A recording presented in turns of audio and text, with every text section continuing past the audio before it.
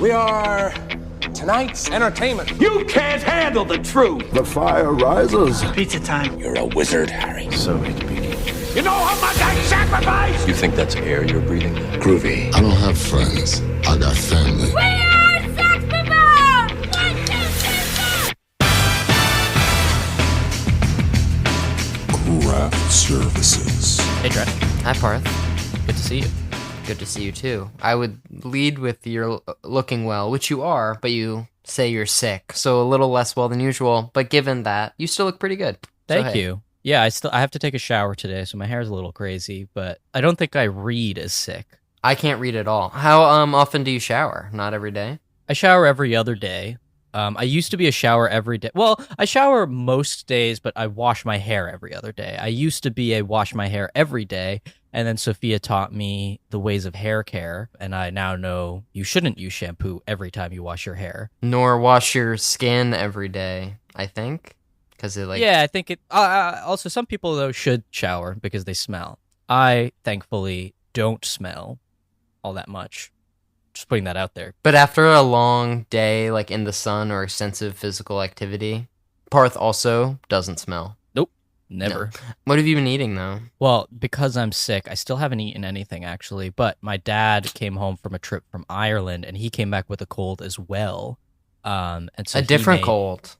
Yeah, but... An Irish cold. Now I don't feel too, scared to, be within close contact of him. But he made chai this morning, which I wanted to make anyways, but didn't have to because he made it for me.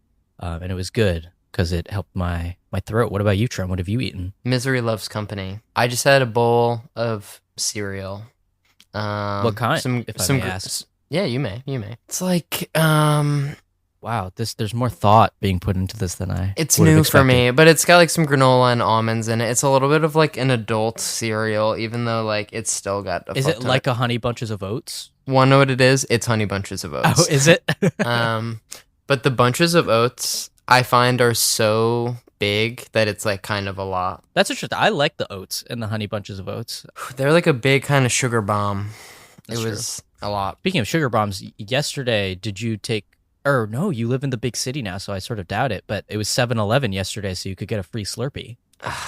Did you get one? You were talking like someone who got one. Well, Sophia and I went to get our respective Slurpees, but I didn't want one because I was like, this won't feel good for me. Yeah, that's the last thing your sick body needs. So I got one for Viraj, my younger brother. I remember as a young boy really liking the blue color. What do you think I got him? The blue color? Hell yeah, brother. Did you get it to him within a reasonable amount of time? Because if you didn't get it in 20 minutes, I'm sure it was a different beast. I put it in the fridge and said, Viraj, it's in the fridge. When he got it, how much of it he had, what state it was in when he had it, all unknown to me. But speaking of a reasonable amount of time, I think it's been a reasonable amount of time to cue the intro. Certainly. It has. Cue the intro.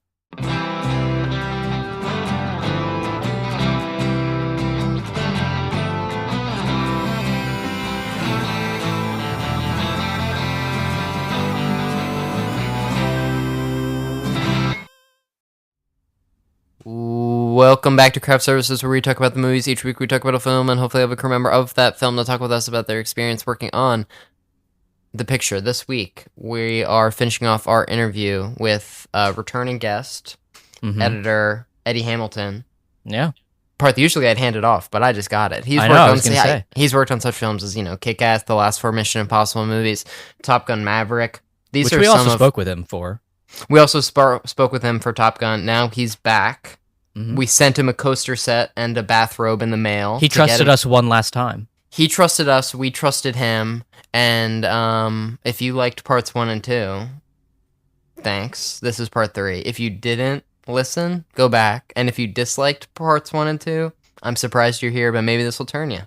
Yeah, I hope so. But yeah, thanks so much to Eddie Hamilton. He's one of my favorite guests, especially to edit. He's so articulate and gives a lot of cool info. If you liked parts 1 and 2, this will be a nice finishing chapter. Much like the Final Reckoning is a nice finishing chapter to the Mission series. Trent, you and I were just talking about the entity. We're always talking about all things Mission. We live in the entity's reality. You like that's a joke, but also like It's kind of not a joke. No, things are increasingly getting worse, and the person I choose to blame is the entity. Yeah. That's Thanks, easy. Macquarie. That's easier than accepting the reality of the situation. But in reality, this interview is pretty fucking cool. So should we cue it? Should we do it and cue it? Let's do it to it, my dudes. Okay.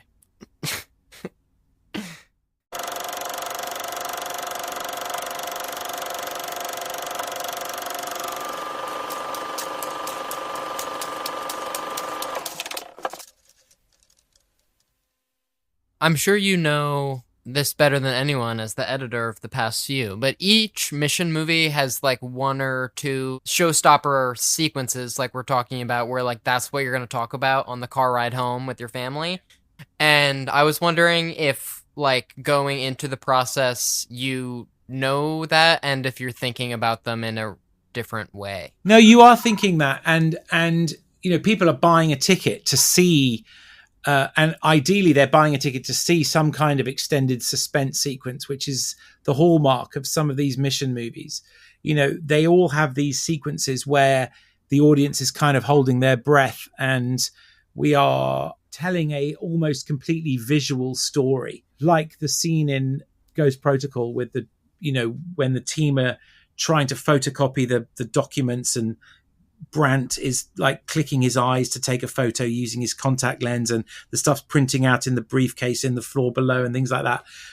You know, all that stuff is typical mission suspense fun. And obviously the Black Vault in the first movie is a high watermark for these silent suspense sequences. And Ethan even says, from now on, absolute silence. You know, he lays it out there for the audience before he starts descending into the Black Vault. And so I think McHugh was keen to create, you know, a much more ambitious, you know, this whole rotating set, submarine, suspense, craziness, you know, for the audience to give them that experience.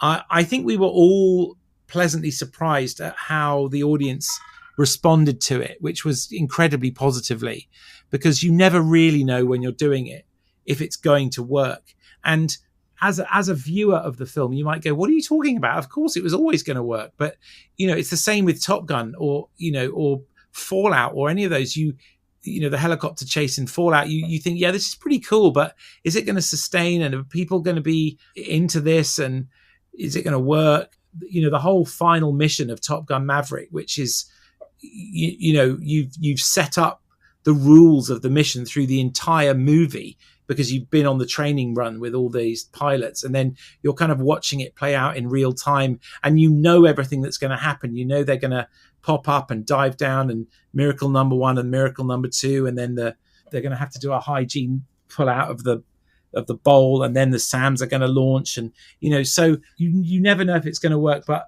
in this case it did. And I'm thrilled that you felt like you could talk about that on the way home, because that's obviously what we're trying to give you. We're trying to give you your money's worth when you buy a movie ticket and give you something that you've never seen before and a very unique cinema experience. You know, it's very hard to come up with new sequences that you've never seen before, obviously. And also these are really difficult to do. I mean, so dangerous for Tom. You know, the biplane sequence is just, it's almost more stunts than he's done in all the other movies put together in that one sequence. It is so incredibly taxing on his body and so dangerous, everything that he does there, you know, flying the plane from the wing and rolling the plane so the other pilot falls out. I mean, all that stuff that you see is, my God, it's dangerous and all done for real. Although we paint out his single safety cable, obviously using CG. But, you know, there are many times, and actually on the home entertainment version, you'll see we've done a special feature about the moment where he transfers from the red biplane to the yellow biplane. You know, when the red biplane is falling to pieces and the strut's giving way and he's trying to get up under Gabriel's plane and grab the undercarriage. That was so dangerous to film. You'll see that the wheels of the yellow plane are actually suspended from a helicopter. so that Tom can fly under and they can. Anyway, you'll see it in the home entertainment version of the movie, and there is multiple occasions where he had to let go of the plane because he was being pulled too hard, and you just see Tom hanging from this helicopter, 8,000 feet in the air, just sort of dangling like that with this propeller inches away from his feet from the yellow biplane. It's so dangerous.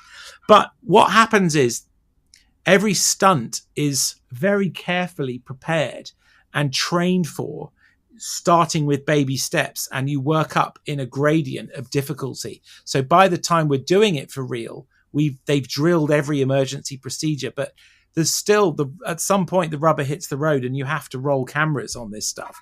And, you can't quite predict what the weather will do or what's going to happen. You've tried to anticipate everything, but you don't know. So it is very nerve-wracking. And when the sequence was over, we have a lot of very happy selfies of the crew waving at the camera going, thank heavens that everything went okay. Well, I mean, the movie seems like super, obviously very difficult and sort of a gargantuan task, but is there any scene or sequence that you're walking away most proud of, or sort of personally find notable that, wow, we got that done? That is a great question. And it doesn't have to be like an action sequence or anything. No. I think that one of the most complex dialogue scenes to edit was the scene with Ethan and the president in Mount Weather. That was very difficult. There's so many characters in that room, and there's so much coverage, and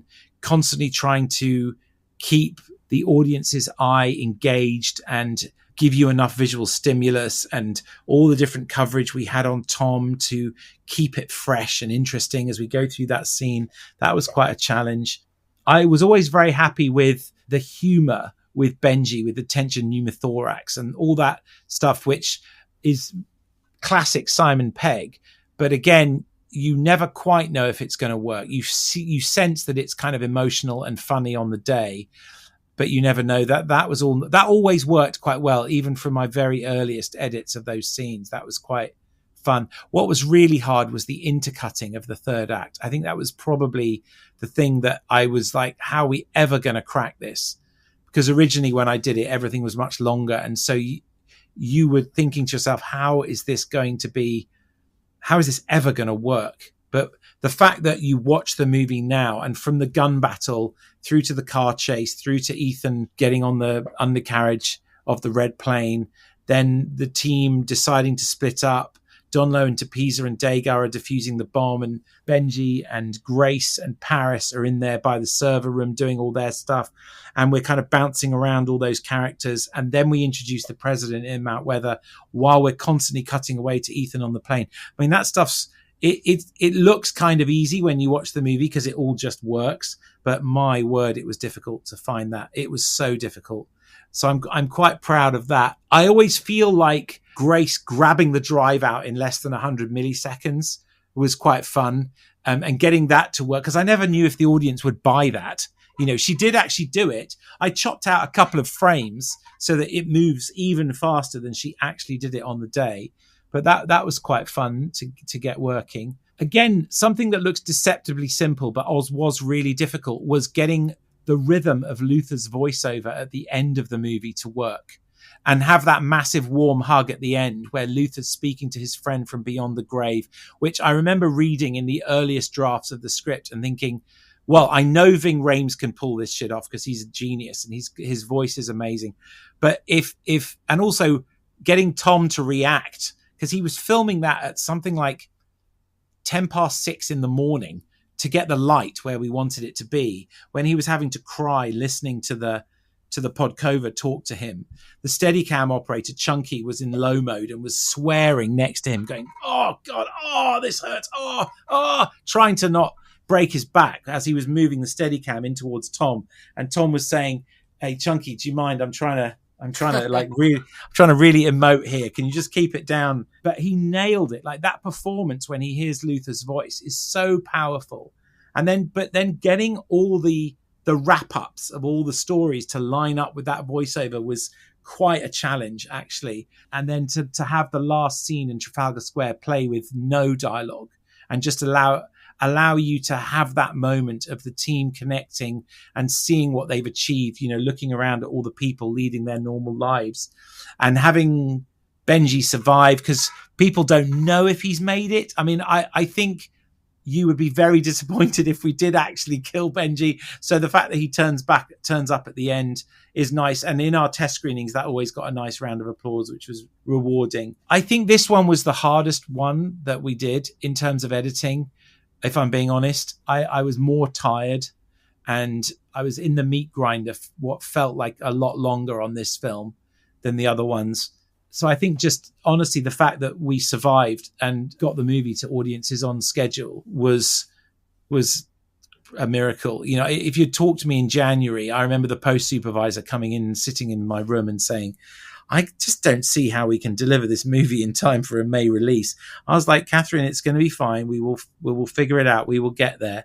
And we did get there, but it was just very, very, very hard work. And maybe some of you listening to this podcast will be working on your own films and feeling that pressure to deliver as well. It's what's really hard? The hardest thing is 7-day weeks, because you work all day, every day till quite late at night. And then Monday comes around and you have to be like, hey, it's Monday. Here we go. Another week. And I've got a large team of assistant editors, and I'm trying to keep them motivated. Now, they have all had a weekend off. It's only me that's doing 7-day weeks, because I'm sitting at McHugh's apartment on Sunday working with him directly, on my laptop, while they get a day off, which I want them to have, because, their job is intense as well. But that is the hardest thing to do, is 7-day weeks. So the fact that I survived those, I'm quite proud of myself for getting through that. That is what it's funny. You dream of doing this from a very young age. And then when you get there, it's not easy. It's just like tons and tons of really hard work. And so, but I still pinch myself every day, and I still remind myself how lucky I was to be employed on such an amazing film with, incredible HODs and resources from Paramount Pictures, and the legacy of these movies, and being able to play a small part in that. Awesome. Trent, are we about ready to start wrapping up? Is it Big Kahuna time, or is it one before Big Kahuna? We can time? do one before Big Kahuna. Okay, we're starting to wrap up. So you've been editing the Mission movies since Rogue Nation, and now you're finishing off the franchise. And is there any sort of thing in the workflow or in your working relationships that you've witnessed change over the past 10 years? Or I think the only thing that I have found that I've embraced is using clip colors on the Avid timeline to represent different characters. That's quite nerdy, but quite basic. So whenever I saw navy blue, that was always Ethan Hunt. And whenever I saw yellow, it was always Benji. And whenever I saw, so we that was one thing I did, because then when you're looking at your timeline, you can see how much of each character you've got in the scene, which is actually quite useful, especially a scene with lots of characters, because you can check that you've got your tap dancing around correctly. We've embraced a whole 5:1 workflow. We've embraced an ultra high definition workflow. I think on Fallout, we shot on film, but we were the first movie, well, certainly first large-scale Hollywood movie to edit in ultra-high definition in the offline, using a super fancy Avid codec, which compresses, the 3840 by 2160 resolution down. That was very cool. And then I took that onto Top Gun and then onto these two movies. But it also meant that on these movies, we were able to ask ILM for true 4K visual effects from the go, because we were monitoring 4K on the Avid timeline. And on Fallout, they only did 4K for the helicopter sequence. The rest of the VFX were in 2K. But in these two movies, we were able to guarantee 4K visual effects. And so if you see the 4K version of the movie, it is true 4K rather than an up-res 2K, like all the Lord of the Rings and, any movie from like more than 10 years old is going to be a 2K up-res. That's kind of it, really, for how the things that I've done differently technically. Yeah. Awesome. Trent, is it Big Kahuna time? It's drop the big kahuna, Parth. So the Big Kahuna final question, and you've answered it before, is just what's the last great movie you watched? And it can be a rewatch or a first-time viewing, but it has to be great. Today is Wednesday, and on Sunday night, I watched Armageddon, and I love that film unconditionally. I think it stands up really well from 1997, I think, which is when it came out. It stands up so well, and the pace of it works today, in fact, really well, because we're so used to much faster cutting from social media. Back then, it was almost too intense for a lot of people. If you watch Armageddon now, it's perfectly paced for the 2020s, and it's emotional. The script is great. The stakes are fantastic. The humor is great. The photography, Michael Bay, I just love his direction and the way he moves the camera and the anamorphic photography. And, the music is awesome. The visual effects are great. The whole film just works. The emotional payoff at the end, with Bruce Willis telling Ben Affleck to get back in the spaceship and take off, and Bruce Willis saving the world as only he can do. And, my favorite bit at the end of that movie is when the shuttle lands and everyone gets off. And then there's that character whose wife is his ex-wife, who's basically not told his son who he is. He says he's a car salesman. And then at the end, she's actually said, that man's your daddy. And they hug, and the kid run towards him, and he's reunited with his son, which for some reason I find absurdly emotional, even thinking about it now. Like the profound effect of that relationship. I don't know. It's so simple. It's 3 scenes in the film, and yet it's so emotional. I love it. I love that payoff. The Aerosmith song is still completely timeless today. If you see that movie once, you never forget Aerosmith. It's just so many things done right in a Hollywood movie. So everyone, if you haven't seen Armageddon, or if you want to rewatch a great movie, then it's on Disney Plus. Oh, and also, if you haven't seen Speed, for goodness sake, go and watch Speed. Also on Disney Plus. Also, just awesome. Jan de Bont. Yeah, Jan de Bont, a few years older than Armageddon. I think it was 93, wasn't it, Speed? But yeah, that is my 16-year-old daughter's favorite movie, Speed. She's probably watched it 4 or 5 times, and whenever she has a friend over and they haven't seen it, she's like, "We are watching Speed," and on it goes. And everyone loves it. You can't not love it. Sandra Bullock is so good. So that is my reserve choice for you. If you haven't seen Speed, what are you doing? Get your Disney Plus account right now and watch Speed. You will not regret it. Or Armageddon, both great films. Awesome. Trent, you want to close us out? Yes, a pick and a backup, 2 recommendations formally. Thank you so much to Eddie Hamilton. He's the editor of such films like Kick-Ass, Top Gun Maverick, and the past 4 Mission Impossible movies, including our film for today, Mission Impossible: The Final Reckoning. Thanks so much for being with us here today again. Thanks for coming back. Thank you, Trent. Thank you, Parth. It's always a pleasure to talk to you guys. You're the best, and I wish everybody great success with all their film projects. Wherever you're listening to this, thank you so much. Thank you so much.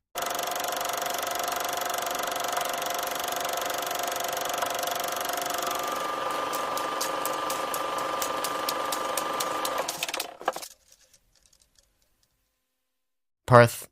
Trent. Hey. What's up? I'm gonna miss our time with Mr. Hamilton? Editor Eddie Hamilton. Yeah, isn't he just the best? Returning guest of the pod, friend of the show. Mm-hmm. Yeah, thank you for your time again. Thanks for coming on. Yeah, and thank you for your kind words. He ended saying that we were, quote, the best, which is just sort of factually inaccurate, but it was nice of him to say. Yes, the use of hyperbole. He could have realistically been like, you guys are pretty good. I think we're pretty good. Yeah, yeah. I'll let him give us that, but like it's like, look at the top movie podcast numbers. Yeah. I don't know. I don't know if the best is the right word.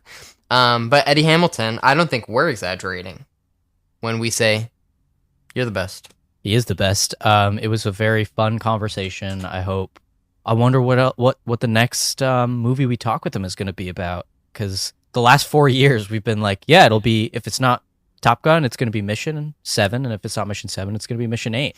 And I don't know what he's got. We didn't actually ask him what he's been working on or what he's going to work on, but I can't wait to see what he does because he's a super cool guy. I'm sure he's got something cool lined up. And much like Eddie Hamilton, we don't really know what's going on. Like we have Trent, we don't need to call attention to that. We kind of do. We have ideas of where the next episode's gonna what frontiers will. We actually roam. have like a bunch of really cool things like lined up, but just none we're at the liberty to talk about right now. Yes, it's like at the end of an interview when we ask the guests like, "Hey, what have you been working on?" And they're like, "I'm working on a bunch of cool stuff, but I can't say it on mic. Can't really say it on mic. I'll tell Parth and you off air." Well, that's the thing is that they tell us off air. So if you ever want to know what we're working on or what guests might be coming on that we don't want to jinx because they haven't yet come on, you just have to come to Trent or I in person and directly. Ask.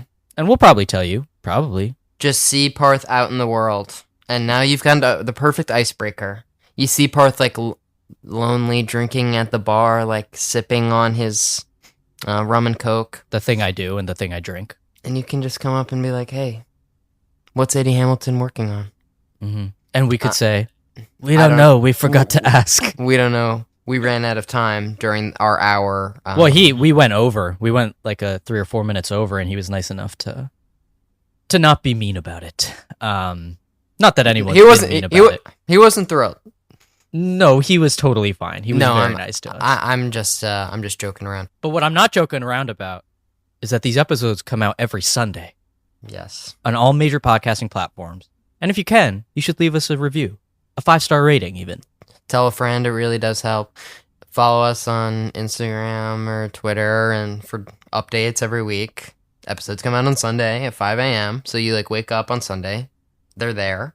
The Lord's Day. Or if you go hard on Saturday night, like say you go hard tonight, stay up all night drinking, doing other things too, maybe. Talking with friends is what I'm alluding to. Wake up, and no sleep. Wake up in the morning feeling like... Ooh, no. Okay, so to avoid waking up feeling like anyone, like Parth might have mentioned, no sleep, because you're afraid the night... Because you're afraid you'll wake up like P. Diddy. Yeah, and if you go to sleep, Freddy Krueger might haunt your dreams. It's so you true. stay up all night, party, dance, chat, drink. And then you realize, wait a second, it's 5 a.m. Wait a second, I need to walk home from the club. It's 4:30. From the club, even. It takes 30 minutes to get home, so I can be comfortable on my couch at 5 a.m. by the time the Craft Services episode drops. Exactly. So if you're in that very highly specific situation, or if you're just a regular listener, our episodes come out 5 a.m. Eastern Standard Time, so 2 a.m. Pacific Standard Time. And they come out every week, and we post on Instagram and Twitter. We're starting to post some fun little shorts, aren't we, Trent? We are. It's long overdue, but now for your viewing pleasure, instead of just your listening pleasure, you can watch some audio waves bounce as our guests give some of their most interesting tidbits from the interview. Yeah, and I'm thinking the Eddie Hamilton interview, it might be one of the first ones that we start posting on YouTube. Is it time? I think it's time. Before you know it, we're going to have a YouTube, and there's going to be a video component, and we'll be sitting... We'll be just like every other goddamn podcast. We'll be sitting on at a poker table like every other goddamn podcast. Yeah, but that's good. I mean, we want to be more like other podcasts in that we want to be profitable. And less like our current version of ourselves, which is incredibly like an expression of our true selves. But because of that, isn't very profitable. Well, I've always said our ultimate goal is to sell out. I know. It's like I've heard like pop culture discourse be like the 90s selling out was like the opposite of what you wanted to do. And now selling out is like, and having a brand. I want to like sell ads for BetterHelp or whatever. No, that's what I'm saying. Having a brand deal used to be like the antithesis of cool, but now it's like the first and main symbol of success for like no matter what your industry is. Yeah, so those are our goals for Craft Services, is to completely sell out and lose any morals that we may have or ethics that we had going in. I had this thought recently. I was like, fuck, Parth and I have sort of like become financially stable, in parentheses. As stable as one can be in this industry. Stable and, independent of the podcast bringing in like net negative money. So there's no reason we can give. There's no like excuse for why we have to stop. Yeah. Ever. But I mean, for Not the humble ever, listener at for the home, foreseeable future. we do not want to stop anytime soon. And hopefully we're only getting better. And next week, we're not quite sure what we're giving you. but Wait, we're gonna by give you something contrast, cool. Parth, I'm saying the listeners got like, there's no end in sight. Sure, yeah. For better or for worse. Because One Note comes out new every week. Not only our show, but new movies for us to talk about. It's so true. it's kind of And it's kind of a good summer. We got Superman coming out. We got Fantastic Four coming out. We got Mission still out. We got F1 in theaters.